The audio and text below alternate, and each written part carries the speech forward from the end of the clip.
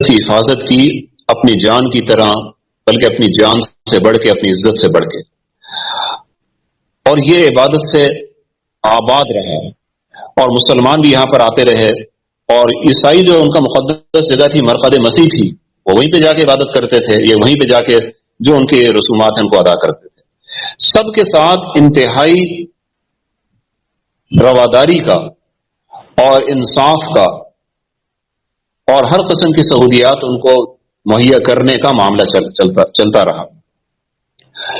مسئلہ خراب تب ہوا کہ جب عیسائی زائرین جو زیادہ آتے تھے یورپ کی طرف سے، انہوں نے آ کے یہاں پہ شیطانیاں شروع کر دی، باجے بجانے شروع کر دیے، اور دیگر یہ وہ زمانہ تھے خلافت اسلامیہ کمزور ہو چکی تھی، عباسی خلافت کا زمانہ تھا، وہ لوگ خود کمزور ہو چکے تھے۔ ان کی کمزوری سے انہوں نے کیا فائدہ اٹھایا کہ بیت المقدس میں آتے تھے تو دیکھتے تھے مسلمان یہاں کمزور ہیں، تو گاتے ہوئے بجاتے ہوئے ایسی حرکتیں جو کسی بھی عبادت گاہ میں نہیں ہونی چاہیے وہ کرتے ہوئے آتے تھے۔ تو پھر جو مقامی مسلمان حکام تھے انہوں نے ان کو سمجھایا، جب نہیں سمجھے تو پھر ان پہ پابندی عائد کر دی۔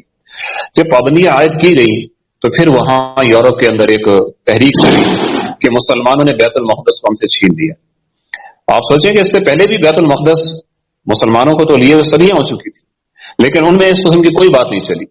لیکن اب انہوں نے دیکھا کہ مسلمان کمزور ہو چکے ہیں تو ان کی کمزوری سے فائدہ اٹھایا۔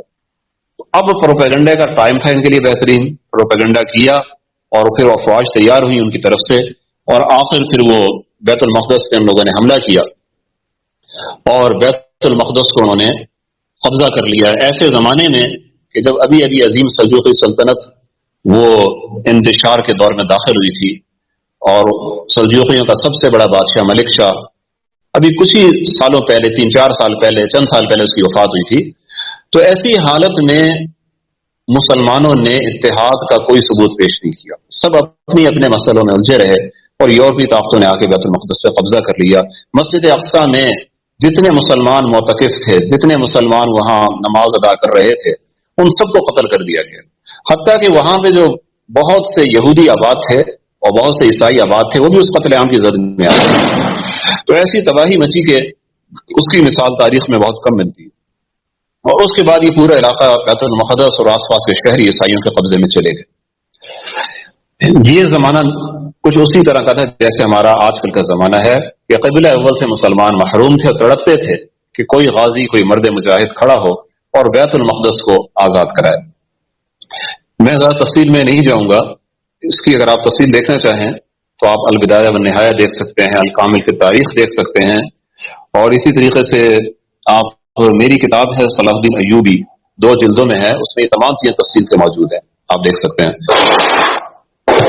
تو اللہ نے پھر مجاہدین کو کھڑا کیا، عماد الدین زنگی کھڑا ہوا، پھر اس کا بیٹا نور الدین زنگی آیا، اور آخر میں نور الدین زنگی کے تربیت یافتہ صلاح الدین ایوبی نے مسلسل 20 سال کے مسلسل جہاد کے بعد انہوں نے بیت المقدس کو الحمدللہ آزاد کرا لیا، اور یہاں پہ مسلمانوں کی حکومت قائم ہوگی۔ یہ بہت بڑی جنگ تھی، بہت بڑی مہم تھی، جس میں اللہ کی طرف سے قدم قدم پر مسلمانوں کی نصرت ہوئی ہے، اور قدم قدم پر ایمان کی اور جرأت کی ایک تاریخ اس میں دیکھنے کو ہمارے سامنے ملتی ہے۔ آج ضرورت ہے کہ ہم انہی ایمانی جذبات کو ہم تازہ کریں۔ دیکھیں بیت المقدس انبیاء کرام کی تاریخ میں آپ دیکھیں تب بھی وہ مسلمانوں سے اگر نکلا ہے تو اپنے شامت اعمال کی وجہ سے۔ اس زمانے کے جو یہودی تھے، جو سید العقیدت ہے، اس زمانے کے مسلمان ہی تھے، یعنی فرزندان توحید تھے، لیکن ان کی شامت اعمال کی وجہ سے ان کے ہاتھ سے نکلا، اور دوبارہ جب ہاتھ آیا، جب داؤد علیہ السلام نے جالوت کو قتل کیا، وہاں بھی جہاد ہوا تھا، جہاد کے ذریعے واپس آیا تھا۔ اور اس کے بعد جب دیگر مواقع پہ آپ حضرت عمر فاروق کے زمانے میں آپ دیکھیں تو جہاد کے ذریعے اللہ نے بیت المقدس دیا، اور صلاح الدین ایوبی کے زمانے میں آپ دیکھ لیں۔ میں آپ کے سامنے صلاح الدین ایوبی کا وہ خطبہ نقل کرنا چاہتا ہوں جو بیت المقدس کی فتح سے پہلے، عیسائیوں سے گھمسان کی جنگ سے پہلے اپنی فوج کے سامنے انہوں نے خطبہ دیا۔ صلاح الدین ایوبی نے فرمایا، اگر اللہ اپنے دشمنوں کو بیت المقدس سے نکال باہر کرنے کی توفیق ہمیں عطا کرے تو اس سے بڑھ کے سعادت کیا ہوگی؟ اگر اللہ ہماری مدد کرے اس کام میں، اس سے بڑھ کے نعمت کیا ہوگی؟ 91 برس ہو گئے کہ بیت المقدس کافروں کے قبضے میں. یہ جو واقعہ ابھی یہ جو بیت المقدس فتح ہوا ہے یہ سن 583 ہجری کی بات ہے، سن 583 ہجری. اور اس سے پہلے بیت المقدس مسلمانوں کے ہاتھوں سے گیا ہے وہ سن 492، تو 91 برس ہو گئے تھے. 91 برس سے بیت المقدس کافروں کے قبضے میں ہے. ایک لمحے کے لیے بھی خدا واحد کی عبادت نہیں ہوئی. مسلمان حکمرانوں کی توجہ دوسری مہمات کی طرف تھی.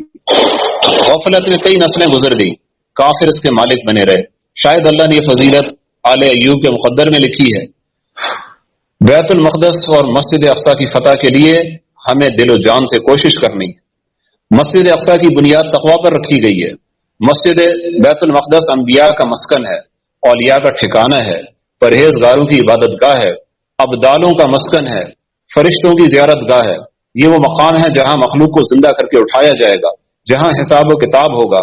اللہ کے پیارے بندے اس کی زیارت کے لیے آتے رہے. یہاں وہ چٹان ہے جہاں سے حضور اکرم صلی اللہ علیہ وسلم نے معراج کی، اور معراج کا نشان اس کی یادگار کے طور پر ہے، جس پر ایک گنبد سایہ فگن ہے. یہاں سے حضور صلی اللہ علیہ وسلم کی سواری براق بجلی کی طرح آسمان پر گئی. اس رات سراج منیر صلی اللہ علیہ وسلم نے وہ روشنی پائی کہ سارا جہاں روشن ہو گیا. یہی وہ جگہ ہے جہاں داؤد علیہ السلام کی محراب ہے.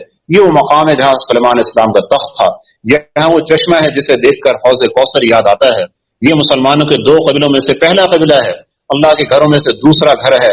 حرمین شریفین میں سے تیسرا حرم ہے. یہ ان مساجد میں سے ہے جن کے بارے میں حضور اکرم صلی اللہ علیہ وسلم نے فرمایا لا تشد الرحال الا الى 3 مساجد.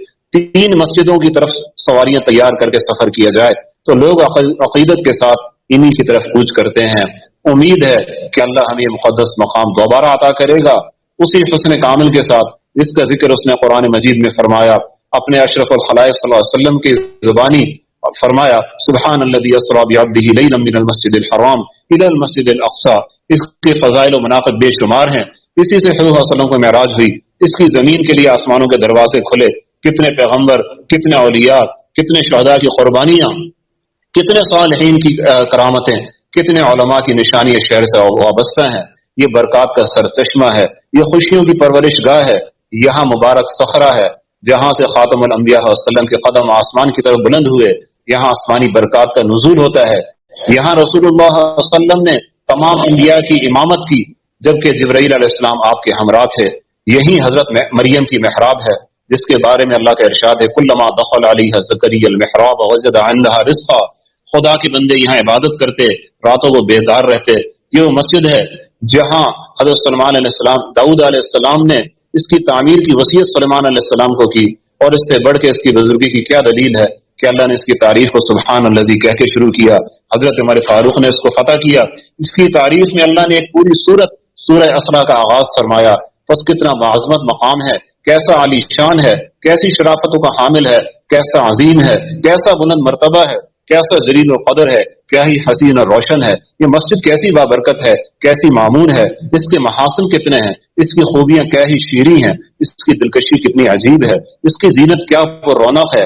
اللہ نے اس کی شان کو بیان کیا الذی بارکنا حولہ لنریہ من آیاتنا. یہاں سے اللہ نے اپنے حبیب صلی اللہ علیہ وسلم کو اپنی قدرت کاملہ کی نشانیاں دکھائیں. اور یہ وہ فضائل ہیں جو ہم نے حضور صلی اللہ علیہ وسلم کی احادیث میں سنے اور ہم تک پہنچے. یہ صلاح الدین ایوبی کا خطبہ ہے، اس کا ترجمہ میں نے آپ کے سامنے پیش کیا جو ان کی سیرت پر مشہور کتاب ہے کتاب الروضتین فی اخبار الدولتین. اس کے اندر یہ نقل کیا گیا. آپ اندازہ کریں جب خود فوج کے امیر، فوج کے سربراہ، خود بادشاہ میدان جنگ میں موجود ہوں، ان کے جذبات یہ ہوں، اور آپ خود ان کے علم کا اندازہ بھی لگا سکتے ہیں ان کو احادیث کا آیات کا کیسا علم تھا. یہ لگتا نہیں ہے کسی بادشاہ کا خطبہ ہے، لگتا ہے کسی بہت بڑے مفسر، محدث اور مفتی کا خطبہ ہے.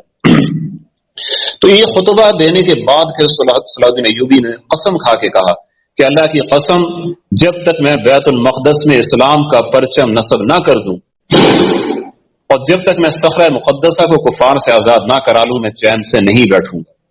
اس کے بعد پھر وہ جنگ ہوئی، اس کی بڑی تفاصیل ہیں، اور اللہ تعالی نے پھر بیت المقدس مسلمانوں کو دوبارہ نصیب فرمایا. پھر زمانے نے دوسری کروٹ لی، مسلمانوں کا عروج پھر زوال میں تبدیل ہوا.